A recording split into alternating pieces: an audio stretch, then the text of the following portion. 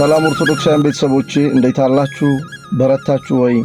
በእውነት ሐዘኑ እጅግ በጣም ሰውነትን ሰርስሮ ሰንጥቆ የሚገባ የመምህር ዘላለም ወንድሙ ረፍተ ሞት በእውነት ከህሊና የማይጠፋና እያደር የሚቆጭና የሚለበልብ ሐዘን ነው እና ቤተሰቦቼ ትላንት ፖስት ያደረኩት ቪዲዮ ላይ አንዳንድ ኮሜንቶች ነበሩ። የምታውቀው ነገር ካለ ምን ሆኖ ነው ምን አጋጥሞት ነው የሚሉ አስተያየቶች ኮሜንቶች ተሰጥተው ነበር። ለማንኛውም ዛሬ የተሰማውን እና ከዚያ ኮሜንት ላይ ከመግለጽ ይልቅ እና በቪዲዮ መምጣቱ ያው የተሻለ ስለሆነ የተወሰነ መረጃ ልሰጣችሁ ነው። መምህር ዘላለም ወንድሙ በአጠቃላይ ለራሱ ያልኖረ ሰው ነው። ሕይወቱን በሙሉ ለእግዚአብሔርና ለመንፈሳዊ ጉዳዮች፣ ለዘላለማዊ ሕይወት፣ ለሰማያዊ ሥራ ብቻ ራሱን የሰጠ መምህር ነው። እንግዲህ ይህም በመሆኑ ቤተሰቦች ለካ ቆሞ እያገለገለን ስናየው ጤነኛ ይመስል ነበር። እስከ መጨረሻይቱ ህቅታ ድረስ ያገለግለን። እንግዲህ ትላንት እንደገለጽኩላችሁ በተለያዩ ሶሻል ሚዲያዎችም እንደሰማችሁት እስከ መጨረሻው ድረስ ሶስተኛይቱ ሰንበት ምኩራብን እስከሚሰብክበት ጊዜ ድረስ በብርታት በጽናት በፊቱ ላይ ምንም አይነት የህመም ምልክት ሳናይበት በርትቶ እንዳበረታ ፊቱ በርቶ እኛን እንዳበራን ጸንቶ እንዳጸናን ነበር የሚታየው። መምህር ዘላለም ወንድሙ መንፈሳዊነትን፣ ሕይወትን፣ አገልግሎትን፣ ስብከትን ለማስመሰል ወይም ደግሞ ለዝና ሳይሆን ሕይወቱን እየኖረው ጭምር ከልቡ እያገለገለን ያለ ወንድም በመሆኑ ሁል ጊዜ ነፍሳችን ሐሴትን እየተሞላች በጉጉት በናፍቆት መቼ ነው የሚመጣው? መቼ ነው የሚያገለግለን?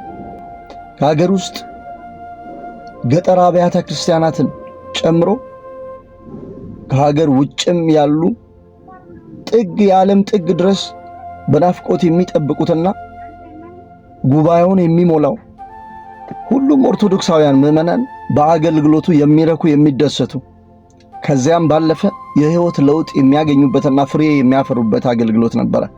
ስለሆነም መምህራችን መምህር ዘላለም ወንድሙ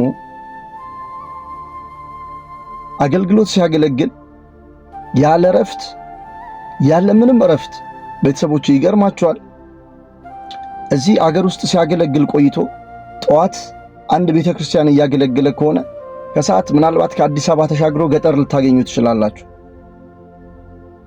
ወይም ደግሞ ከስብከት አገልግሎት ባሻገር የሆነ ምግባረ ሰናይ ቦታ ላይ ሲረዳ ታገኙታላችሁ።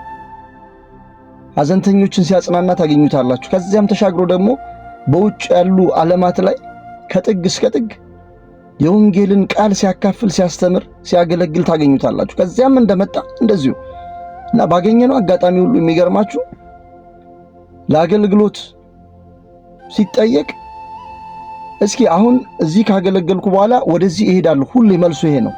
አሁን የሚሄደው ወደዚህ ነው እንጂ ወደ ቤቴ እገባለሁ፣ ትንሽ ልቆይ፣ የረፍት ጊዜ ያስፈልገኛል፣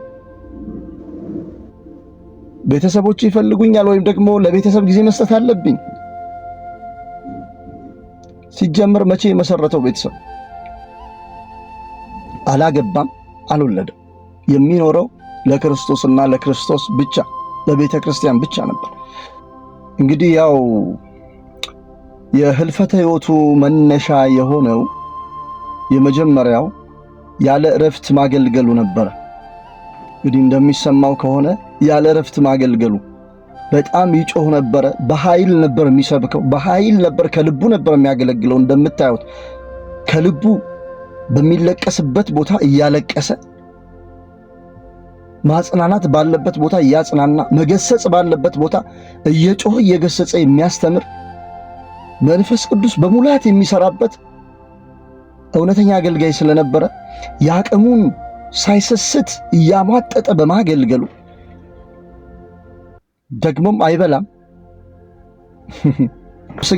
ስጋዬን የሚጠግን ብሎ የሚጨነቅ ሰው አይደለም። እናም ያለ ረፍት አገልግሎቱን ሳይሰስት በልግስና ሲሰጥ የነበረ በመሆኑ ብዙ ሉዝ አድርጎ ነበር። ስለሆነም በድንገት እንደተለመደው ወደ አሜሪካ ለአገልግሎት ሄደ። እዚያ ባለበት የሆነ ህመም ተሰማኝ፣ እስኪ ቼክ ልደረግ አለ። ሄደ። የሚገርማችሁ እንግዲህ እንደሰማነው በእግሩ ነው ሄደው፣ ራሱን ችሎ ነው ሄደው ያለ ደጋፊ። በጣም የሚገርም የቅዱሳን ሞት አጠራር ነው። ራሱን ችሎ ሄደ። እዚያ ቦታ ሲደርስ በቃ ሐኪሞች ላይ ዶክተሮች ላይ እጃቸው ላይ ነው ነፍሱ ከስጋው የተለየችው። አላቃሰተም፣ አልጮህም፣ አልተሰቃየም። እንደሄደ ነፍሱ ከስጋው ተለየች።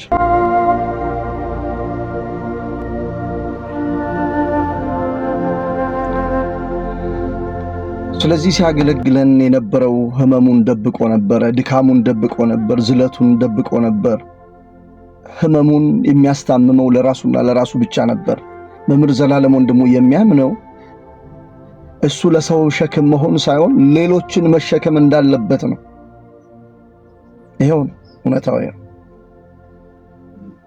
እስኪ ቤተሰቦች በማህበራዊ ድህረ ገጻቸው አገልጋዮች ስለ መምህር ዘላለም ወንድሙ የተሰማቸውን የሐዘን መግለጫ ባነብላችሁ ደስ ይለኛልና የተወሰኑትን የአገልጋዮች አስተያየት ወይም ደግሞ መግለጫ ላንብብላችሁ። ከፌስቡክ ላይ ያገኘሁት ነው የመጀመሪያው። የመምህር ዘላለም ወንድሙ የተማሪዎች ፔጅ ይላል። ዘልዬ መምህሬ፣ ትሁቱ ወንድሜ፣ ይቅር በለን። በስውር የምታደርጋቸው ተነግረው የማያልቁ መልካም ስራዎች ዛሬ በአደባባይ ወጡ። ለሰከንድ ቀና ብትል ይህ ውዳሴ ከንቱ ነው ትለን ነበር። የራሱ ቤት ሳይኖረው የብዙዎችን ቤት የሰራ፣ ቆብ ያልደፋ፣ ቢጫ ያለበሰ፣ ገዳም ያልገባ፣ የምናኔ ሕይወትን በከተማ የኖረ መነኩሴ፣ ለተጠራበት ዓላማ እስከ ሞት የታመነ 36 ዓመት ወንጌልን ያለ ድካም ከገጠሪቱ እስከ ባህር ማዶ ተሻግሮ የሰበከ፣ ሥጋውን አስጨንቆ ነፍሱን ያበረታ፣ ሕፃናትን በድብቅ የሚረዳ የድሆች አባት፣ በስብከቱ የመንፈስ ምግብን የሚመግብ ብቻ ሳይሆን በኑሮ ወንጌልን ተርጉሞ ያሳየን የዘመናችን የቅንነትና የጽናት መገለጫና ምሳሌ። ክርስትና ለእርሱ የመድረክ ንግግር ብቻ ሳይሆን ተግባር ነበር። ስብከት ሳይሆን ሕይወት ነበር። ቅድስት ቤተ ክርስቲያንን እንዲሁም መድረኳን አስከብሮ ያለፈ መምህራችን ነበር። እናት ኦርቶዶክሳዊት ተዋሕዶ ቅድስት ቤተ ክርስቲያን ትልቅ ድምጿን፣ ተከራካሪዋን፣ የብርሃን ምሰሷን አታለች። እኛ የጎደለብን ጽናቱን ይስጠን ይላል። መምህር ሄኖክ ኃይሌ ደግሞ እንደዚህ ብሏል። እንደ ሰባኪ ያገለገለ እንደ ጳጳስ ተከብሮ የኖረው መምህር ዘላለም ወደ ዘላለማዊው ኅብረት በክብር ተጠርቷል። መምህር መረታ ባሰፋ ደግሞ እንደዚህ ይላል። ለአንዲት ኦርቶዶክሳዊት ተዋሕዶ ቤተ ክርስቲያን ምንም ነገር ሳይሰስት ያለውን ሁሉ ሰጠ። በመንፈሳዊ ቅናት የጀመረውን አገልግሎት በመንፈሳዊ ጽናት ፈጸመ። በቃልም በሕይወትም ሰበከ። በተሰጠውም መክሊት ብዙ አተረፈ። በመጨረሻም ወደ አባቶቹ ከተማ በክብር ተጠራ። ዘላለም ወደ ዘላለም ሄደ። ሕይወቱና ስብከቱም አሁን ላለነውና ለመጪው ትውልድ እንዳበራ ይኖራል። እግዚአብሔር አምላክ የሁላችንንም ፍጻሜ እንዳንተ ያሳምርልን። የሚገርም ነው። መታደል ነው ቤተሰቦች፣ እጅግ በጣም መታደል ነው። እንዲህ በጽድቅ ተመስክሮልን በሕይወት እያለን ለሰዎች አራያ ሆነን ምሳሌ ሆነን አልፈን ደግሞ ዛሬ እንዲህ በእውነት ሲመሰከርልን እንዴት ያስደስታል። እንግዲህ በመጨረሻም ቤተሰቦቼ በአሜሪካ አሁን ያለው የፕሮግራም ሁኔታ ምን ይመስላል የሚለውን ይፋዊ መግለጫ ደብዳቤ አለ። እሱን ፊት ለፊት ለጥፍላችኋለሁ። እሱን ማየት ትችላላችሁ። ወደኛ ሀገር መቼ ይሸኛል፣ አሁን ያለው ሁኔታ ምን ይመስላል የሚለው ሙሉ መረጃ ያለው ደብዳቤ ነው። ለጥፍላችኋለሁ።